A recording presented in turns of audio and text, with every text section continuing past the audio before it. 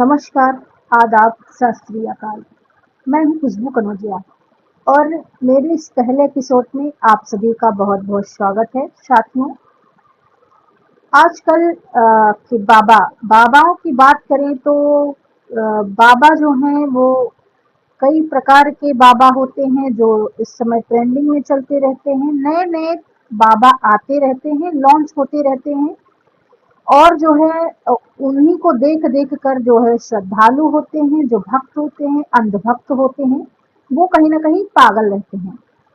ऐसे में आपने कई बाबा को ऐसा देखा होगा जो कि आते हैं, बहुत फेमस हो जाते हैं, उसके बाद कहीं न कहीं कोई ऐसी बात होती है जिससे वो कहीं न कहीं एकदम डाउन हो जाते हैं। और जो है ऐसे ही एक बाबा हैं, बाबाओं का काफ़ी बोलबाला है।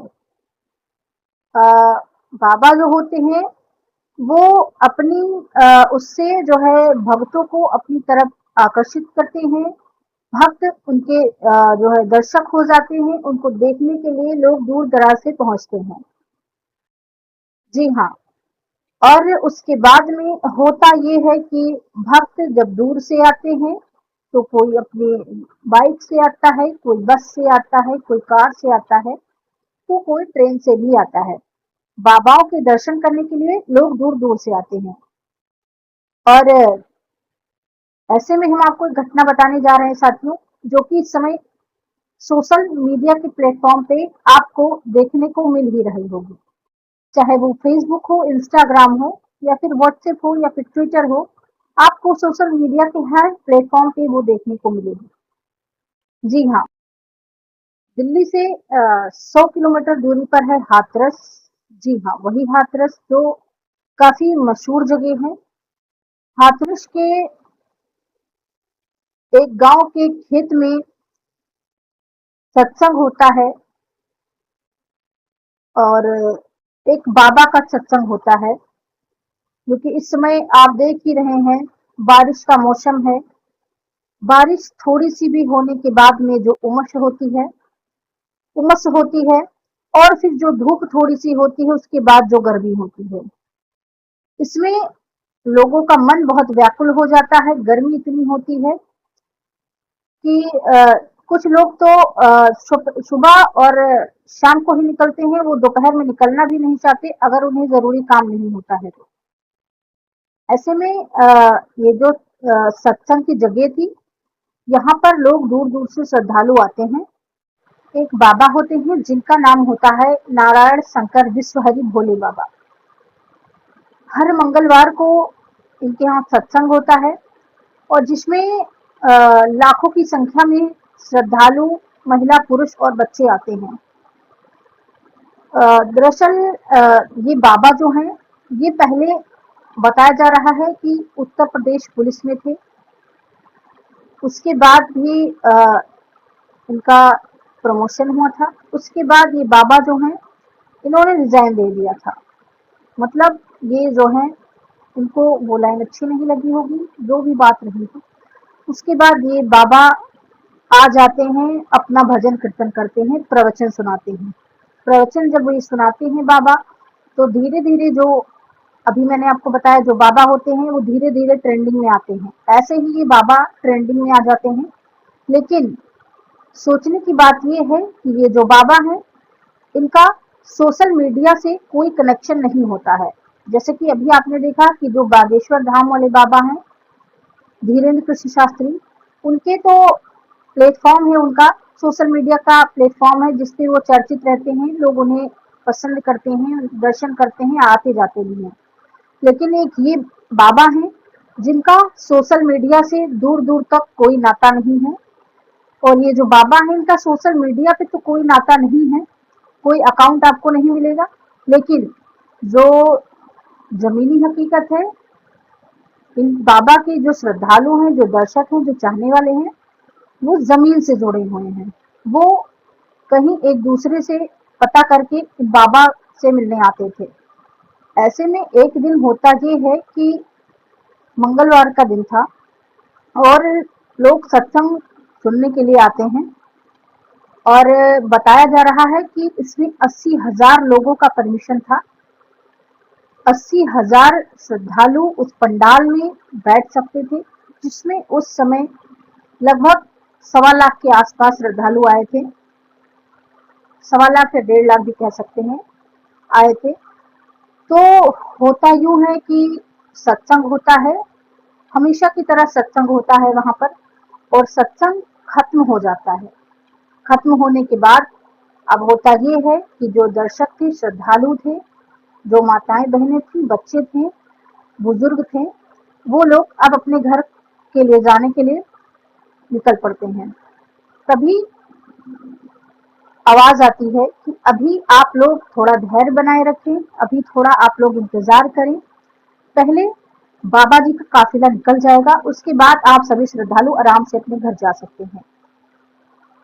श्रद्धालु भी सोचते हैं कि जहां अभी इतने समय हमने बाबा के साथ बिताए हैं, इस पंडाल में बैठे थे, तो अभी कुछ समय हम बाबा के साथ में और बिता लेते हैं, बाबा का काफिला निकल जाने देते हैं, फिर हम लोग आराम से चलते हैं।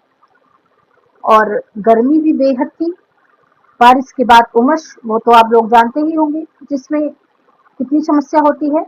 और फिर 1.25 लाख की भीड़, गर्मी, उमस और फिर 1.25 लाख की भीड़ में आप लोग समझ सकते हैं कि कितनी समस्या लोगों को हो रही हो।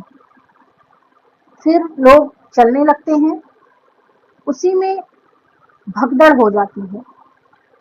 जब उधर से आवाज आती है कि अभी आप लोग रुक जाएं, उसके बाद ही बाबा का काफिला निकलेगा, फिर ही आप लोग जाइएगा। उसमें कुछ लोग नाराज होते हैं, कुछ श्रद्धालु नाराज होते हैं और उठकर चल देते हैं, जिसमें कुछ लोगों को बैठाया जाता है, कहा जाता है, अनाउंस किया जाता है कि अभी आप लोग रुक जाइए, बाबा का काफिला निकल जाने दीजिए। जो लोग को जल्दी थी घर निकलने के लिए, जाने के लिए, वो लोग निकल पड़ते हैं। साथ ही जब एक व्यक्ति उठता है, निकलता है, तो उसमें देखी देखा सारे लोग चल देते हैं उठकर, और उसी में भगदड़ हो जाती है। जब भगदड़ हो जाती है तो जो लोग खड़े थे, जो लोग अपने पैरों पे खड़े थे, चल रहे थे या फिर दौड़ रहे थे, वो लोग तो ठीक ठाक रहते हैं, मतलब उनका बैलेंस बराबर रहता है। लेकिन जो माताएं बहनें बच्चे बुजुर्ग, वो लोग जो जमीन पे बैठे रहते हैं, उनको वो लोग कुचलते हुए रौंदते हुए चले जाते हैं। ऐसे में लगभग 100 से 150 लोगों की मृत्यु हो जाती है, और उसमें अधिकतर महिलाएं होती हैं।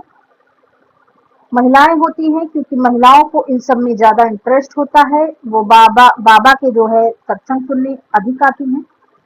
और जो महिलाएं होती हैं, जब परिवार के जन उनको ढूंढने लगते हैं, तो उनके पास फोन आता है कि यहाँ पर कोई बात हो गई है।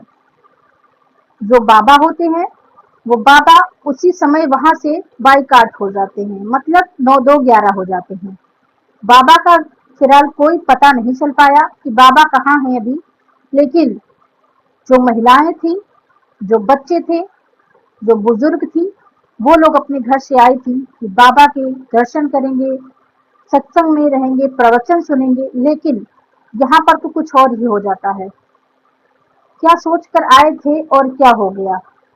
जिस प्रकार से सोशल मीडिया पे वीडियो वायरल हो रही है, दिल को दहलाने वाली है, बहुत ही दुखद घटना है। ऐसा किसी के साथ भी नहीं होना चाहिए। और सबसे बड़ी बात, ये जो बाबा हैं, ये जब गवर्नमेंट जॉब में थे, इनको ऐसी क्या लत लग गई कि ये प्रवचन में आना चाहते थे। उस समय से बाबा का कोई अता पता नहीं है। काफी मीडियाकर्मी वहां पर जा भी रहे हैं, पूछताछ भी हो रही है, पुलिस वाले भी तलाश कर रहे हैं, लेकिन बाबा का कोई अता पता नहीं है। अब सवाल ये उठता है कि वहां पे जो परमिशन लिया गया था, क्या वो परमिशन लिया गया था? क्या वहां पर पानी की व्यवस्था थी? क्या वहां पर एम्बुलेंस की व्यवस्था थी? क्या वहां पर फायर ब्रिगेड की व्यवस्था थी? जो कि सारी चीजों की व्यवस्था होनी चाहिए। अगर आपने देखा होगा, अगर कोई भी कार्यक्रम होता है, छोटी सी बात ले लेते हैं, कोई भी आता है, कोई भी नेता, कोई भी मंत्री या कोई भी बड़ा प्रोग्राम होता है अगर, तो उसमें हम परमिशन लेते हैं, परमिशन होता है। अगर आप कोई बड़ा कार्यक्रम कराते हैं तो परमिशन लेते हैं। उसके बाद उसमें आपको एम्बुलेंस और फायर ब्रिगेड ये सारी सुविधाएं आपको उपस्थित होती हैं, क्योंकि उसके लिए आप पहले से ही शासन प्रशासन को संज्ञान में देते हैं कि हम ये कार्य करना चाहते हैं, हमारा ये प्रोग्राम है। ऐसे में जो महिलाएं थी, जो बच्चे थे, किसी के घर के वो चिराग होंगे, कोई माता जी आई होंगी घर जाने की उससे कि हमें जल्दी निकलेंगे, क्या सोचकर आई होंगी और क्या हो गया। ये बहुत ही दुखद घटना है और ऐसे जो बाबा हैं उनके ऊपर सख्त कार्रवाई होनी चाहिए, क्योंकि कोई भी बाबा जो बताया जा रहा है कि वहां पर पानी की भी व्यवस्था नहीं थी, ऐसे में लोग मूर्छित हो रहे थे, बेहोश हो रहे थे वहां पर, और गर्मी इतनी भीषण थी, उमस भी बहुत ज्यादा थी। तो इन सभी चीजों की व्यवस्था न होने के कारण ही ये सारी समस्या हुई है। इसलिए लोग भगदड़ हो गई, लोग पानी पीने को दौड़े, कोई पानी पिया, कोई बेहोश हो गया, कोई चोटिल हो गया, जिसमें से अभी तक जो रिपोर्ट मिली है, जिसमें से 122 या 150 के आसपास लोग की मृत्यु हो चुकी है, जिसमें से 1000 से भी अधिक लोग घायल हैं। और बाकी आप समझ रहे होंगे कि 1.25 लाख की संख्या में लोग मूर्छित होंगे, चोटिल होंगे और भी लोग। और सबसे अहम बात आपको बताएं कि जो हाथरस का जो स्वास्थ्य केंद्र था, वहां पर जो डॉक्टर थे, उस शिफ्ट में एक ही डॉक्टर की तैनाती थी उस समय। ऐसे में 100 से अधिक शव, मौत की लाशें और 1000 लोग जो कि घायल अवस्था में, और बाकी जो चोटिल इधर उधर मूर्छित थे। ऐसे में कैसे जो है कंट्रोल किया जाता।